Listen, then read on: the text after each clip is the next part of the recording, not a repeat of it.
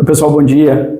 Estamos aqui para gravar mais um Biopodcast, dessa vez com o Roberto Rocha, que é consultor na área de ESG, que conhece muito desse tema, uma personalidade nessa área que está nos dando a alegria de conversar um pouquinho com a gente. Prazer te receber, Roberto. Muito prazer, muito honrado de estar aqui nessa empresa que cada vez mais representa a preocupação com as questões ambientais do nosso país. Perfeito. Você que é da área de óleo e gás essencialmente, né, tem uma grande experiência nisso, trabalhou na regulamentação dessa área.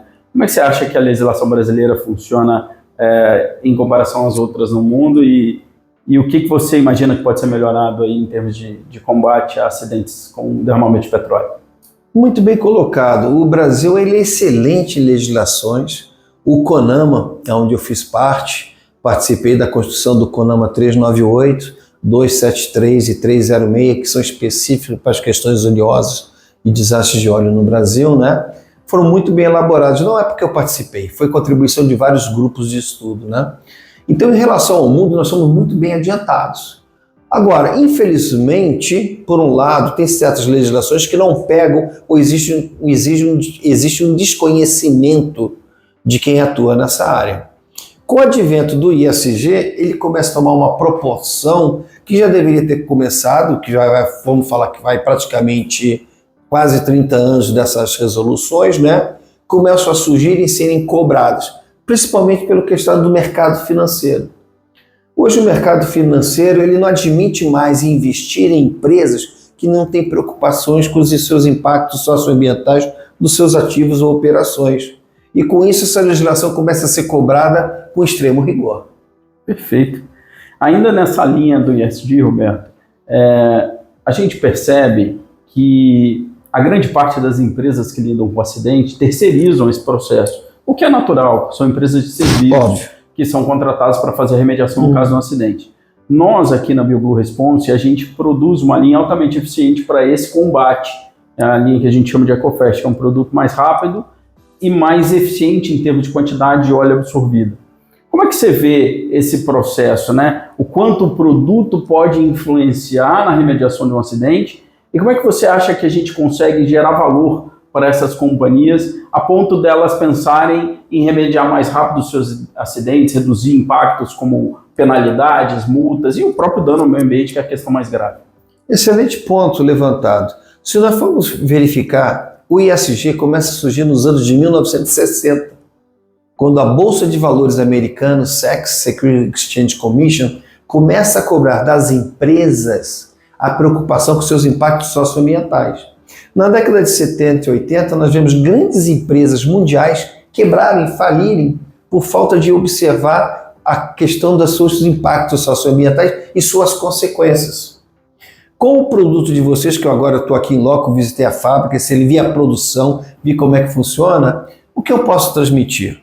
O que é o ESG antes de mais nada? O ESG é o risco do negócio e a valorização da marca.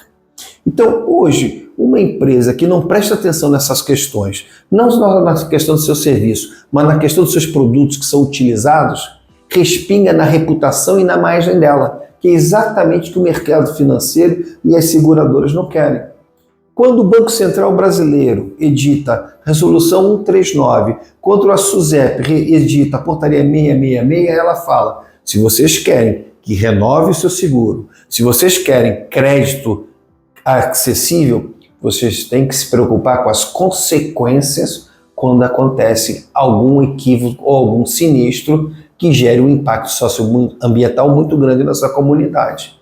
E a Bio ela vem para resolver esse problema nessa questão, ou seja, te dá tranquilidade da qualidade do produto, diminui os riscos dos seus resíduos baterem em qualquer lixão, baterem em qualquer lugar, porque no final das contas, a imagem e a reputação é o que conta. E o mercado financeiro, que é o pai do ISG, o que ele mais quer é não estar envolvido com corresponsabilidade socioambiental. Perfeito.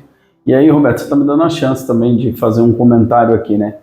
Quando nós temos um acidente com derramamento, os impactos são muito graves no meio ambiente.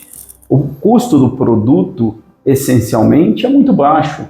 Os maiores custos estão relacionados aos serviços que são prestados, aos equipamentos locados, ao descarte e principalmente à multa, que é muito pesada, né? Então, talvez seja o caso até de aproveitar esse momento e fazer um apelo para que as companhias olhem a qualidade do produto que estão usando para remediar, porque às vezes estão fazendo a economia do cafezinho, está usando um produto mais barato, mas que vai demandar um tempo muito maior de atuação, gastando mais dinheiro com equipamento, mais dinheiro com recursos humanos e principalmente uma penalidade maior, porque a penalidade é calculada pelo tempo de exposição do agente contaminante ao meio ambiente, né? Perfeitamente. Eu faço muitas auditorias e perícias para o Ministério Público Federal e para a Polícia Federal do Meio Ambiente. E o que nós temos verificado? Que pós-acidente, tá, o que a gente chama de monitoramento pós-crise, os resíduos às vezes ficam, a falta de limpeza fica e a consequência disso são doenças que vão surgindo ao longo do tempo. E o crime ambiental, a nossa legislação, a 9605, que foi copiada ipsiliteris da americana, ela diz bem claro, passa de geração para geração até ser sanado. Então a falta de uso de material correto, a falta de prestar de atenção em resíduos que deixam contaminação pós-evento é muito grande. E as pessoas acham, limpei e vou embora para casa. Não. Se você não usou o material correto, ele vai deixar o resíduo residual. Estou sendo até redundante, tá? Mas a palavra certa é isso mesmo. Resíduo residual. Esse residual, você ainda vai responder por ele por muitos anos. Então as empresas têm que prestar muita atenção na qualidade do equipamento que ela usa, na qualidade da contenção que ela utiliza. Porque não é só naquele momento que ela resolve o problema, não. Ele continua ad eterno até que realmente esteja sanado. Tanto que um plano de recuperação de área degradada nesse país leva de 15 a 20 anos. Então, 15 a 20 anos, se você não usou seu produto corretamente, ele ainda vai estar no meio ambiente. E você pode responder civil e criminalmente por ele. Isso é muito importante, né? Demais. É aquilo que você falou, a legislação às vezes não pega, mas chega um determinado momento que ela está lá e pode ser usada. Algumas pessoas hoje já respondem criminalmente por esses problemas ambientais, né? Hoje no Brasil nós temos 8 diretores em prisão domiciliar por crime ambiental e temos mais ou menos de 18 biólogos e engenheiros ambientais em prisão domiciliar por isso. E eu tenho um caso interessante, se você me permite contar. Eu tenho um cliente que é o terceiro maior produtor de frango da América Latina e o caminhão dele tombou na estrada e a população roubou o frango, infelizmente normal. A embalagem desse frango apareceu num lixão numa outra cidade. Quem é que está respondendo por crime ambiental? A empresa. A empresa. Então, na questão dos resíduos, é a mesma coisa. Se você usa um resíduo de fabricação pobre, sem qualidade nenhuma, esse resíduo vai ficar lá. E você vai ser responsável por isso, civil e criminalmente. Legal, Roberto. Agora, para finalizar, cara, mudando aí um pouquinho o tema e falando da indústria de óleo e gás especificamente, né? As pessoas têm muito questionamento, né? O petróleo é um negócio que vai acabar. Mostra que não fez a lição de que faltou aula. Legal. Fala um pouquinho sobre isso. O petróleo não vai acabar nunca. Até porque, se as pessoas que são contra o petróleo, elas têm que andar pelada. Porque está no sapato, na roupa, na cueca, na camisa, está no carro, está no computador, não tem nexo nenhum. A indústria do petróleo polui? Sim, quando existem equívocos de falta de manutenção ou equívocos na operação. Eu sou um que comecei minha carreira em plataformas de petróleo do Mar do Norte. Mais de 10 anos trabalhando com petróleo.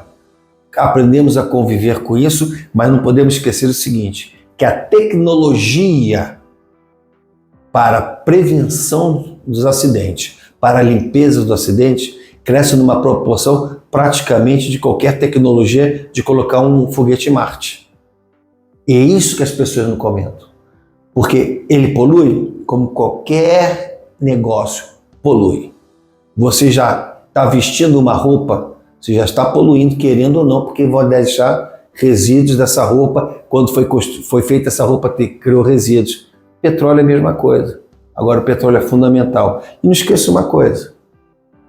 Petróleo, ele vem de matéria orgânica. Ele não é um produto químico inventado em laboratório. Então ele não é tão ruim como se pensa, não. E nós aqui, né, Roberto, na Bio, a gente trata justamente na responsa, nossa unidade de negócio, a gente trata de encontrar soluções para a remediação desses acidentes que infelizmente ocorrem. E a grande maioria desses acidentes, ao contrário do que as pessoas imaginam, eles são pequenos acidentes. Os grandes acidentes de grandes proporções, né, felizmente, eles estão cada dia mais controlados e mais raros. Mas os pequenos acidentes, uma máquina que pinga óleo no chão de uma fábrica, o óleo que nós derramamos quando a gente está lavando a nossa louça, né, ainda que não seja petróleo, mas estamos falando de óleo vegetal, ele continua derramando. E essas soluções para remediação, elas vêm justamente tratar os momentos onde a gente falha, né? Exatamente. Se nós for pegar uma linha de produção de qualquer indústria, têxtil, mecânica, automotiva, eles vazam mais óleo do que 10, 20 plataformas de petróleo. E a falta de cuidado com essa questão é muito grande. Vamos pegar nossa Baía de Guanabara. A nossa Baía de Guanabara tem 15 mil postos de gasolina que desaguam, teoricamente, bem tratado, a sua água dentro da Baía de Guanabara. Este impacto desses 15 mil postos de gasolina na Baía de Guanabara hoje equivale ao campo de petróleo da Bacia de Campos. É muito, né? É muito. E pergunta que se fica: garagem de ônibus, geradores em hospitais, geradores em hotéis, postos de gasolina, base de distribuição. Quem tiver uma bombinha de combustível em casa, você está com todos os equipamentos que tem que ter para essa prevenção? Oficinas mecânicas também. As suas estopas estão bem guardadas? Todo aquele óleo que pinga um pouquinho das suas máquinas estão bem guardados, estão bem limpos? Ou é só a indústria do petróleo? É isso, no final das contas são os pequenos acidentes que causam os maiores danos, né? Exatamente, porque as empresas grandes, elas já têm toda uma tecnologia, já compram o produto de vocês, já tem toda uma equipe por fora, e os médios e pequenos.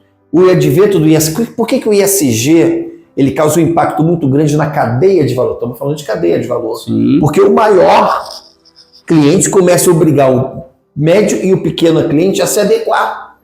Então hoje, uma oficina mecânica hoje que fornece manutenção para uma frota de uma grande empresa, ela tem que se adequar.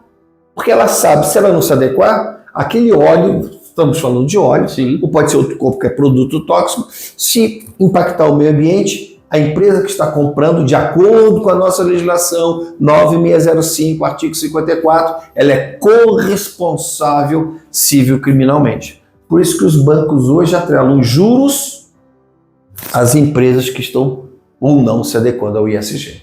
É isso.